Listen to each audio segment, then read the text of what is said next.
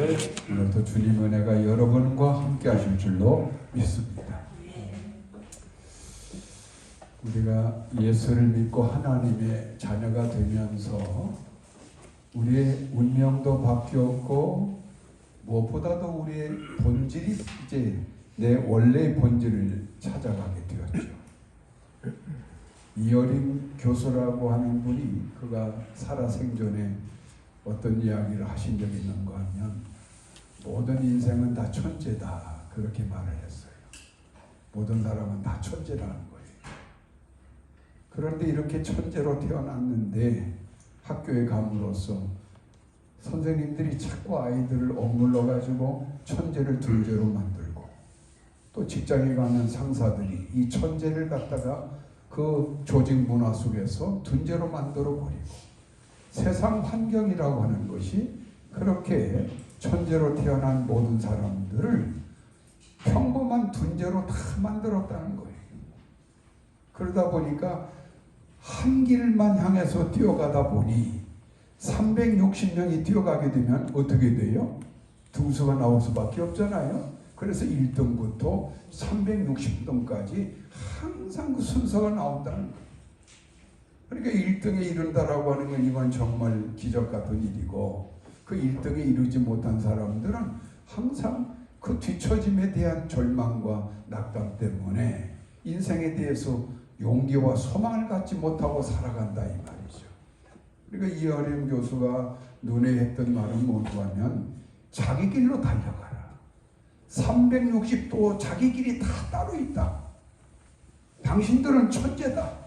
그러니까 각기 자기가 좋아하는 길, 자기가 잘할 수 있는 길로 어릴 때부터 그렇게 공부를 시키고 그렇게 가도록 했더라면 내 길 내가 혼자 걸어가는데 내가 몇 등이에요? 당연히 1등이지. 누가 내 앞에 누가 설 수 있겠어요? 내가 1등이지. 그러니까 우리는 천재라는 이야기죠. 자기 길을 찾아감으로써 천재가 천재로서의 자기 본질을 찾을 수 있다는 이야기죠. 그런데 사실 따지고 보면 우리는 천재가 맞습니다. 왜 그런가 하면 성경에서도 말씀하시기를 하나님께서 우리 모든 사람에게 각양각색의 탤런트를 주셨다. 재능을 주셨다 그랬어요. 그러니까 여러분의 모든 재능이라고 하는 게 다 달라요. 그 분야만큼은 누구도 따라갈 수 없는 여러분만의 아주 특별한 재능이라 이 말이죠. 그런데 이 재능을 누가 주셨다? 하늘이 주셨다. 하나님이 주셨다. 그러니까 천재죠. 그런데 우리가 이 어떤 좁혀진 세상, 억압된 세상에서 그렇게 살아가다 보니까 우리의 천재성을 제대로 발휘를 못하고 항상 뒤처진 자처럼 상대적 비교를 통해서 나는 무능자, 나는 뒤떨어지는 자, 나는 할 수 없어. 이런 유약함 속에 우리가 인생을 그렇게 살아가다 보니까 그런 생각들이 결국에는 우리의 인생을 운명화시켜버렸다 이 말이죠. 나는 못할 사람, 나는 안 되는 사람, 나는 이것밖에 이룰 수 없는 사람. 자기 스스로 그런 운명을 지어놓고 살았다는 것이죠. 그런데 우리가 하나님을 만난 뒤로부터 우리를 둘러엎고 있던 모든 억압의 굴레들이 다 벗겨졌어요. 내 인생을 덮고 있던 그 더럽고 추악한 먼지들이 다 사라졌어요.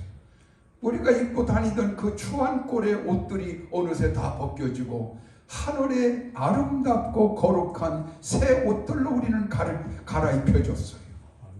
이제는 우리는 마음만 먹으면 무엇이든지 할 수 있는 사람이 되었어요. 할렐루야. 이게 바울 사도가 그런 고백을 했잖아요. 내게 능력 주시는 자 안에서 내가 모든 것을 할 수 있느니라. 여러분과 저는 이제 천재로서 새로운 자존감을 가지고 인생을 살고 있음을 믿으시길 바랍니다. 그러니 여러분의 운명이 안 바뀌겠어요? 여러분의 삶이 달라지지 않을 수가 있겠어요? 바뀌는 거예요. 지금까지 내가 하나님을 만나기 전, 하나님 안에 내가 퐁당 들어가기 전 그런 인생과 오늘날 하나님의 자녀의 특권을 갖고 있고 천국 시민권을 갖고 있고 하나님의 한없는 은혜와 사랑의 돌보심 속에 살아가고 있는 여러분과 저는 이제는 새로운 천국 시민으로서의 자존감을 가지고 세상을 살아가는 당당한 인생이 되었다 이 말이죠.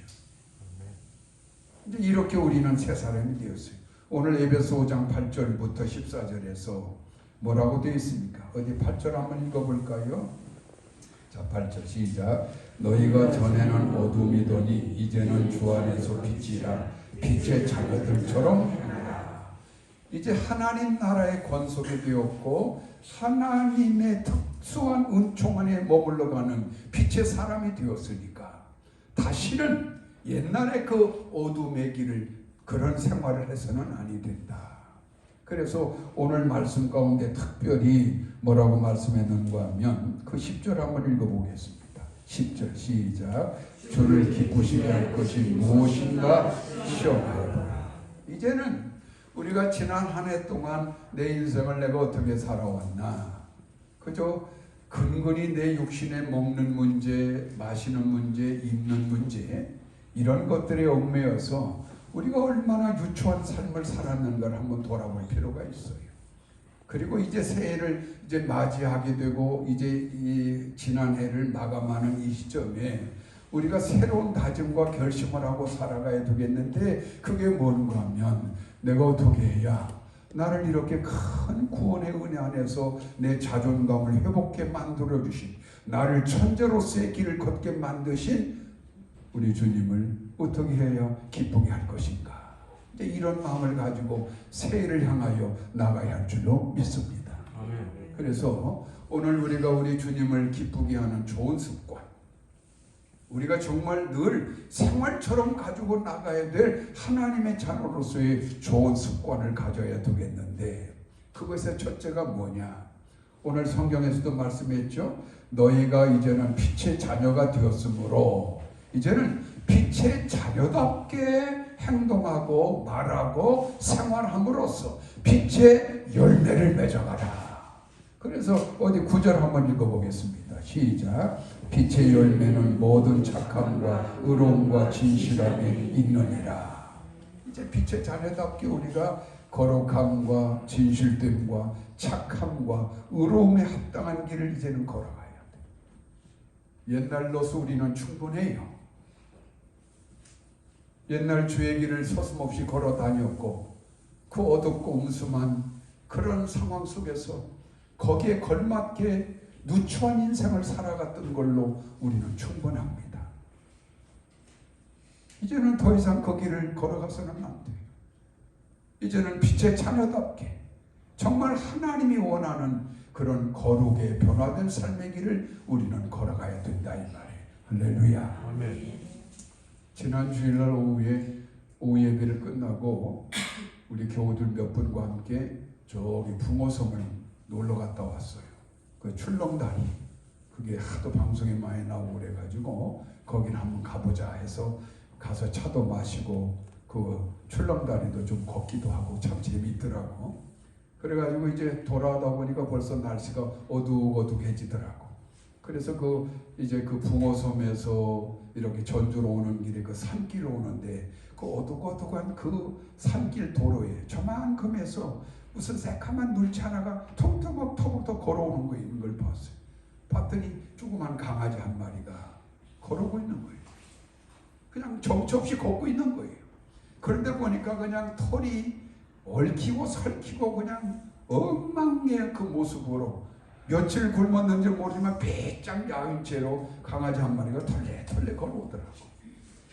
이게 순간적으로 저거 그냥 놔두면 굶어 죽겠구나. 또 아니면 지나다니는 차 위에서 치러 죽겠구나. 그 생명에 대한 안타까움이 갑자기 일어나가지고 이 강아지를 순간적으로 지나갔다가 다시 차를 돌려가지고 그 강아지를 찾아갔어요. 그래가지고 강아지를 어렵게 잡아가지고 차에 싣고 그리고 이제 왔죠. 집에 와가지고 요놈을 목욕을 시키고 사모님이 또 가위로 털을 어느 정도 정리를 하고 그 다음날 또 그 병원에 가서 뭐 예방주사도 마치고 또 뭐 이발을 딱 시키니까 아이고 멋있는 강아지요. 예쁘고 깔끔하고 멋있는 강아지가 쏙 나오는 거예요. 얼마나 기분이 좋았는가 몰라요. 그래서 내가 너는 이제 내 아들처럼 내가 너를 돌봐주마. 그런데 이 문제가 뭐냐고 하면 대변을 못 가리고 소변을 못 가리고 그러니까 닥치는 대로 싸고 다니는 거예요. 이게 참 고민이 생겼어. 그때 차를 끌고 올 때 뒤에 앉아 계시던 권사님 집사님들이 아이고 너는 복받았다. 목사님 같은 분을 만났으니 너는 살았다. 얼마나 잘 되냐. 다들 이구정성으로 칭송을 막 해대는데 이게 고민이 생긴 거예요. 과연 이걸 어디까지 키워갈 수 있을 것이 걱정이 되는데 어느 날인가 제가 저녁에 저는 9시 반이면 늘 새벽 기도 때문에 일찍 자잖아요. 사모님 좀 늦게 자기도 하는데 아니 자다가 갑자기 밖에서 아이고 잘했다 아이고 잘했다 이쁘다 이쁘다 막 소리가 나요. 그 나도 깜짝 놀라 깨보니까 사모님이 그 강아지를 갖다가 그 대변통 거기다 올려놓고 소변 볼 때까지 기다리고 있던 거야. 그럴 때 이놈이 우연히 거기서 소변을 쫙 본 거예요. 그러니까 사모님이 감동을 받아가지고 그냥 기뻐서 아이고 잘했다 이쁘다 막 난리를 친 거예요. 그런데 웬걸 그 다음날도 여전히 아무데나 싸고 다니는 거예요. 그래서 제가 그걸 보면서 어떤 생각을 했는가 하면 정말 어렵게 하나님께 구원을 받았고 하나님의 자녀가 되었고 하나님 가족이 되었으면 거기에 맞게 살아가야 할 게 아니겠어요? 밖에서 떠돌아다니던 길고 이제 길 강아지였다면 이제 실내에서 살게 되었으면 실내에 사는 강아지답게 대변도 가리고 소변도 가리고 좀 그렇게 멋지게 살아야 할 게 아니겠습니까? 근데 이놈이 여전히 그 길강아지 노릇을 지금도 하고 있다 이 말이죠. 그러니 얼마나 우리 입장에서 괴롭고 힘들겠느냐. 물론 인내심을 가지고 끊임없이 대변 가리는 습관, 소변 보는 습관을 가리킬 겁니다만은 힘들다 이 말이죠. 마찬가지라 생각해요. 오늘 우리가 하나님의 특별한 구원의 은총 안에 그의 나라의 백성이 되었으면 어떻게 살아야 되겠어요? 하나님 나라에 합당한 참됨과 거룩함과 의로움과 진리에 속한 자의 길을 굳굳하게 걸어가야 그래야 하나님이 기뻐하실 게 아니겠습니까? 할렐루야. 이제 과거에 우리가 그런 생활 의식을 못했어요. 아무렇게나 내 육신이 원하는 대로 인생을 막 살았어요. 그때 하나님이 얼마나 나 때문에 힘들어하셨을까? 얼마나 나 때문에 괴로워하셨을까? 그런데도 감사하게도 하나님께서 저와 여러분을 심판하시거나 버리지 않고 참아주시고 기다려주시고 참아주셨던 것은 이제 그 과정을 통해서 우리가 하나하나 변화받고 새 사람 되어서 그 나라에 합당한 사람이 될 줄로 믿으시고 기다려주셨던 거 아니겠습니까? 이제 앞으로는 그렇게 살아가신다면 하나님이 기뻐하게 될 줄로 믿습니다. 그 다음에 두 번째 우리가 하나님을 기쁘게 하는 습관이 하나 있는데 그건 뭘까 하면 순응과 순종이라고 하는 거예요. 뭐라고요? 순응과 순종이라고 하는 거. 아무리 하나님께서 여러분에게 복을 주고 싶으셔도요, 축복의 문을 열어주고 싶으셔도요, 도무지 하나님께 물어보지도 않고 하나님의 뜻이 무엇인가도 모르고 그냥 자기 생각대로 가는 거예요. 자기 기분대로 가는 거예요. 심지어 하나님을 섬긴다는 사람들조차도 하나님의 원칙과 하나님의 뜻이라고 하는 것을 분별해서 하나님의 원하는 길대로 가기를 거절하고 자기 감정대로 자기 기분대로 자기 생각대로 하나님을 섬기겠다고 나온다 이 말이죠. 그 하나님 기뻐하시겠어요? 절대로 기뻐하지 않아요. 여러분, 그래서 우리가 하나님께 충성하는 거, 하나님을 섬긴다라고 하는 거, 이것조차도 우리 생각대로 섬겨서는 하나님 기뻐하지 않아요. 오히려 하나님 황당해 하신다 이 말이에요. 너 어떻게 하려고 그렇게 하느냐? 네가 원하는 게 뭔데? 나 기쁘게 하겠다고 하는 거냐? 너 위해서 한 거 아니야? 나 너와 그 아무 상관없는 짓을 네가 지금 하고 있는 거야. 이거 잘 생각하셔야 돼요. 그래서 사무엘 선지자는 사무엘상 15장 22절에서 이렇게 말씀합니다. 사울이라는 왕이 하나님께 엄청난 그 기름지고 살찐 양을 바치고 제사하는데 잘했어요. 그런데 문제는 이 사무엘이 사울이라는 왕이 모든 걸 자기 마음대로 한다 이 말이죠. 자기 기분 내키는 대로 하더라 이 말이죠. 그러니까 하나님의 뜻을 자꾸 어그러뜨려가면서 하나님께 제사는 그럴듯하게 지낸다 이 말이죠. 그래서 사무엘 선지자가 사울왕을 저주하면서 하나님이 너를 버리셨다 말할 때 그 말씀을 하는 거예요. 순종이 제사보다 낫고 주의 말씀을 듣는 것이 기름진 것보다 더 하나님을 기쁘게 하는 것이다. 그러니까 여러분 하나님의 뜻을 자꾸 좀 물어봐야 돼요. 하나님께 여쭤봐야 돼요. 그래서 하나님의 뜻이 무엇인가를 늘 생각하면서 그것이 하나님의 뜻이라고 생각되어진다면 무조건 순종하고 순응해 나간다면 이것이 하나님을 기쁘게 하는 것이고 결과적으로 그 모든 내 수고와 노력들이 놀라운 축복으로 돌아올 줄로 믿습니다. 이게 지혜로운 사람이에요. 그래서 우리 신앙의 많은 위인들에 있어서 그분들의 신앙의 특징이라고 하는 건 무언가 하면 항상 하나님의 뜻을 깨닫고 그 뜻이 맞을 때 무조건 순종의 길을 어렵지만 꼿꼿하게 걸어갔던 분들이 바로 신앙의 위인들이에요. 우리가 잘 아는 것처럼 아브라함은 75세까지 살았던 자기 고향 땅을 하나님께서 떠나라고 하죠. 그러면서 내가 지시할 가나안 땅으로 가거라 그랬어요. 얼마나 어려운 결정이에요. 그런데 아브라함은 아멘 하고 순종해서 자기 가족들을 데리고 생면부지의 땅 가나안 땅을 향하여 그 먼 길을 찾아서 떠나가잖아요. 얼마나 이 아름다운 순종이에요. 그러니까 하나님께서 그 가나안 땅이라고 하는 것이 별로 좋은 땅은 아니었지만 그 척박한 땅에서 아브라함에게 복을 주시고 복을 주시고 복을 주셨더니 그 당대의 거부가 되었더라. 어느 정도 거부예요? 개인 사병을 381명을 운영할 만한 거부. 381명이나 되는 사병이 아브라함 가족들을 보호하고 누군가가 적이 쳐들어오면 아브라함을 위해서 나가서 목숨 걸고 싸우는 사병이 381명인데 그들에게 아내가 있을 것이고 자식들이 있을 거 아니겠습니까? 그러면 아브라함의 이 380 가정을 돌봐야 된다는 건데 이게 어마어마한 돈이 들어가지 않겠어요? 그 당시 오늘날로 말하면 대기업자가 되었다는 뜻이에요. 이런 축복을 아브라함이 누리게 됐던 비결이 뭐라고요? 순종함으로써 얻어진 거라는 이야기죠. 결정적인 것은 100살에 낳은 그 외아들 이삭을 17살, 5살쯤 되었을 때 하나님이 잡아 바치라 그랬어요. 얼마나 이쁠 때예요. 제가 아이들 키워보니까 정말 제일 애틋하고 사랑이 가고 믿음직스러울 때가 언젠가 하면 중학교 1학년, 2학년 때더라고. 사춘기 전에. 그러면 그때는 이 아이들에게는요 오직 엄마밖에 없고 아빠밖에 없어요. 그렇게 사랑스러울 수가 없어요. 그런데 하필이면 그 외아들이 그런 상황이 왔을 때 하나님이 아브라함 보고 네가 너무나 네 자식을 사랑하는구나. 그것 때문에 나와 멀어져 있구나. 네 자식을 바쳐라. 얼마나 쉬운 일이겠어요? 어려운 일이죠?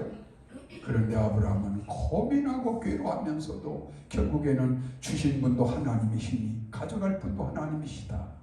내가 이 아들을 하나님께 바친다면 하나님이 반드시 다시 살려서 내게 되돌려 주실 것이다. 이런 믿음을 가지고 이 이삭을 정말 모리산에 데려가서 칼로 찔러 죽이려고 잡으려고 했잖아요. 그때 하나님이 멈춰라. 내가 네 마음을 이제 알았노라. 네가 네 아들을 바치기까지 순종을 내게 했으니 내가 진실로 너를 사랑하겠노라. 그래서 아브라함에게 그 후에 어마어마한 후손의 복을 주시고 더 큰 복을 주셨지 않았습니까? 저는 우리 사랑하는 선한교회 성도들이 어쨌든 여러분의 인생 가운데 복되기를 바랍니다. 여러분의 삶이 형통하기를 바랍니다. 정말 하나님의 축복을 마음껏 누려가기를 바랍니다. 그 비결이 뭔가 하면 항상 하나님께 순응하고 순종할 줄 아는 삶을 꼿꼿하게 살아가는 거예요. 노무현 대통령 전 대통령이 살아생전에 그 대학생들과의 대화를 하는데 그 대학생 중에 하나가 이렇게 질문하는 게 그 인터넷에 이렇게 나오더라고. 대통령님, 어떻게 이렇게 성공할 수 있었습니까? 성공의 비결이 무엇입니까? 그런데 뜻밖에도 그 노무현 대통령이 이렇게 이야기를 하더라고. 하늘의 뜻에 순응할 줄 아는 게 성공의 비결입니다. 놀라운 말입니다. 하늘의 뜻에 순응할 줄 알아야 한다. 그분은 천주교 신자죠. 근데 거짓없는 진실한 믿음을 가진 사람. 그래서 옛날 그 젊은 시절에 변호사로서 그 엄청난 돈을 벌고 있을 때 그 학생들 일부가 공산당으로 몰려가 가지고 그야말로 그 위험의 상황에 빠졌을 때 정말 얼마나 고민이 됐겠어요. 만약에 내가 저 아이들의 변호를 맡게 되면 내 인생은 끝난다. 나는 더 이상 이런 부귀 영광은 다 끝이 나게 된다. 얼마나 고민했겠어요. 그런데 하늘의 음성을 들었다는 것이죠. 도와라. 그래서 노무현이 순종해가지고 그 평안했던 그 변호사 그걸 버리고 그 고난의 길을 그때부터 걸어갔다는 거예요. 얼마나 고난의 길을 많이 걸었습니까? 그런데 결국에는 하나님께 그를 한 나라의 대통령으로까지 삼았죠. 물론 불행하게도 그가 운명을 달리했지만 오늘날까지도 온 백성들이 얼마나 그를 기념합니까? 얼마나 사랑합니까? 순종의 길이라고 하는 것은 절대로 손해보지 않습니다. 할렐루야. 하나님이 기뻐하는 길이다. 마지막 세 번째는 뭔가 하면 우리가 습관처럼 해야 될 게 뭔가 하면 항상 믿음으로 기도하는 것을 습관처럼 해라. 할렐루야. 습관처럼 기도하는데 어떤 기도냐? 믿음의 기도를 드리라는 거예요. 여러분, 기도라고 하는 것은 영적인 호흡이에요. 아무리 우리가 기골이 장대하고 출중난 그런 건강을 갖고 있다 할지라도 호흡이 끊어지면 얼마나 갈까요? 한 1분 30초? 그럼 죽어요. 숨 막히면 죽는 거예요. 이거 호흡이 있어야만 우리가 어쨌든 간에 내 몸이 약하든 건강하든 간에 내가 살 수가 있는 것인데 성경에서는 이 기도를 영혼을 갖고 있는 인간이라면 그 기도를 통해서 호흡이 이루어질 수가 있는 것이고 하나님과 교통교제가 이루어지는 유일한 통로라고 가르칩니다. 그래서 심지어 어떻게까지 말씀하는가 하면 기도를 멈추는 것은 범죄하는 것과 같은 것이다. 하나님의 백성이 기도 멈추면요 그때로부터 타락돼요. 영적으로 말라 죽어가요. 아무리 내가 예수를 믿는다 하고 교회를 왔다 갔다 할지라도 기도가 이미 끊겨져 있는 사람들은 그 영혼이 말라 비틀어져가는 가지와 같은 존재가 되고 말아요. 참 이상하게 그 속에 고난이 있고 어려움이 있고 허무함이 있고 허전함이 넘치게 되어 있습니다. 안 믿는 거나 거의 비슷해요. 기도하지 않는 사람. 그런데 언제나 깨어 기도하면 신비한 하늘의 은혜가 내 안에 충만히 넘치는 걸 우리가 경험할 수가 있어요. 그러면서 나도 모르게 변화되고 바뀌어지고 달라지는 거예요. 할렐루야. 기도가 굉장히 중요한 거예요. 그래서 데살로니가서 5장 17절에서 뭐라고 했습니까? 쉬지 말고 기도하라. 쉬지 말고 기도해라.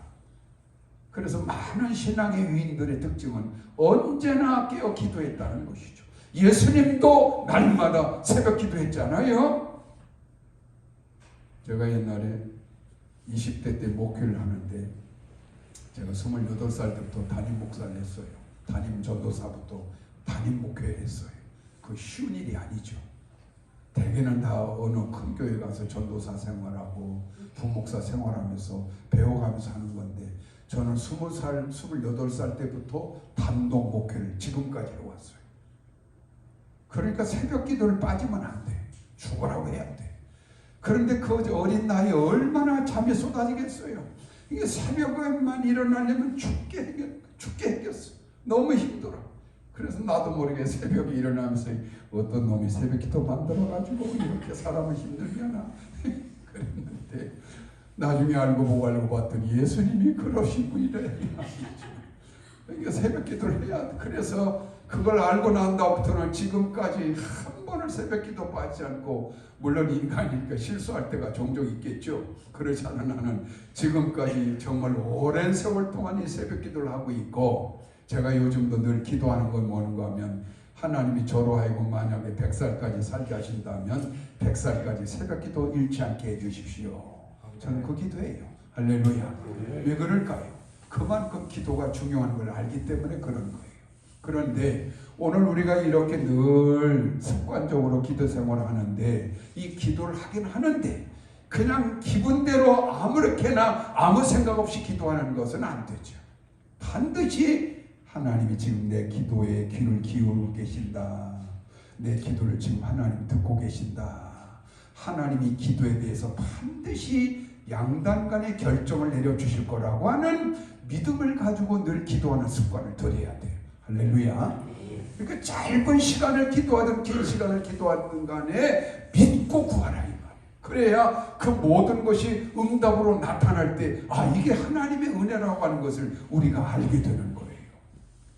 오늘 장로님 가정에 아침마다 꼭 아침 예배를 드리고 아이들 학교를 보내는데, 그 당시 그 장로님이 아이들과 함께 예배를 드릴 때에 비가 안 와가지고 계속 날씨가 가물었거든. 그러니까 장로님이 아이들과 함께 예배 드리다가 기도할 때, 하나님 오늘도 비가 오게 해주실 줄로 믿습니다. 오늘은 틀림없이 비가 오게 해주실 줄로 믿습니다 하고 아멘하고 기도했다 이 말이에요. 어린 딸내미가 학교를 가는데 우산을 들고 쫙 가더라고요. 그러니까 장로님이, 야 이놈아, 이렇게 날씨가 쨍쨍한데 무슨 우산을 들고 가? 하고 야단을 친 거예요. 그래서 그 딸이 하는 말이, 아빠가 아까 오늘 비 올 줄로 믿습니다 하고 기도하지 않았습니까? 그러니까 나는 비 올 줄로 믿고 갖고 가는 겁니다. 그러니까 장로님 기도가 믿음 없이 했다는 이야기예요. 정식만 믿은 것이지. 그러니까 진짜로 믿고 기도하라는 것이죠. 지난번에 우리 장애님이 아파가지고 우리 사모님이 그냥 갑자기 울고 난리가 났어요. 그래서 내가 기가 막혀가지고, 아니 왜 그러냐 했더니, 아, 기도 중에 갑자기 하늘의 음성이 들렸다는 거예요. 준비해라 그랬다는 거예요. 네 아버지 죽으니까 준비하라 그랬다는 거예요. 그거 계속 울더라고. 그래서 나는 그렇게 기도한 적 없거든. 나는 당연히 아버지 살려주시고 건강하게 생명 보존해 주시라고 기도했기 때문에 절대로 안 돌아가시니까 울지 말라고. 누구 말이 맞는 거 보라고. 당신은 믿음 없이 기도한 거고 나는 믿고 기도한 거고. 지금까지 멀쩡하게 살아계셔. 건강하셔. 아무렇지도 않아. 저는 우리 교우들의 문제를 기도할 때는요, 정말 신기할 정도로 믿고 기도해요. 그게 아무리 불가능한 것 같이 느껴진다 할지라도 저는 믿고 기도해요. 그런데 신기하게도 하나님은 항상 제 편이 되어 주셨어요. 그러니까 여러분의 모든 삶의 문제가 아무리 지금 혹이라도 어떤 상황 여지에 있든 간에 염려하지도 말고 두려워하지도 마세요. 여러분은 믿음 없이 기도할까는 모르지만 이 목사는 믿음으로 기도하니까 이 목사를 믿으시길 바랍니다. 하나님은 믿고 기도할 때 기뻐히 받으시고 반드시 믿음대로 응답하시는 분임을 믿으시길 바랍니다. 그래서 오늘 우리가 지금까지 기도 생활에 등한히 했고, 그렇죠? 우리가 하나님 말씀에 순종하는 것 좀 무시했던 것도 있고, 내가 옛날에 그 어두웠을 때 생활과 비슷한 그런 어리석은 행동을 꾸준히 해왔던 것들 이제는 지난 시간으로 다 보내버리고 이제부터라도 우리가 좋은 습관을 갖고 나가야겠는데, 빛의 자녀처럼 참되고 의롭고 거룩한 삶의 길을 걸어가자. 할렐루야. 그리고 언제나 주의 뜻이라면 순응하고 순종하자. 그리고 항상 기도하는 습관을 갖고 살아가자. 할렐루야. 기도하겠습니다. 아버지, 오늘도 저희들에게 이 말씀을 주신 것은 우리 사랑하는 선한교회 성도들이 하나님이 과연 기뻐할 것이 무엇인가를 알고서 그 길대로 갈 것을 아버지께서 원하셔서 오늘도 이 무능한 종의 입술을 통하여 이 세 가지 말씀을 주신 줄로 믿사오니, 부족한 것뿐만 아니라 우리 모든 교우들 항상 주님을 기쁘시게 하기 위해서 이 세 가지를 습관처럼 행동해 나가는 우리 성도들 되어서 하나님의 놀라운 축복과 은혜 안에 살아가는 우리 온 교우들 되게 하여 주시옵소서. 예수님 이름으로 감사기도 하옵나이다. 아멘.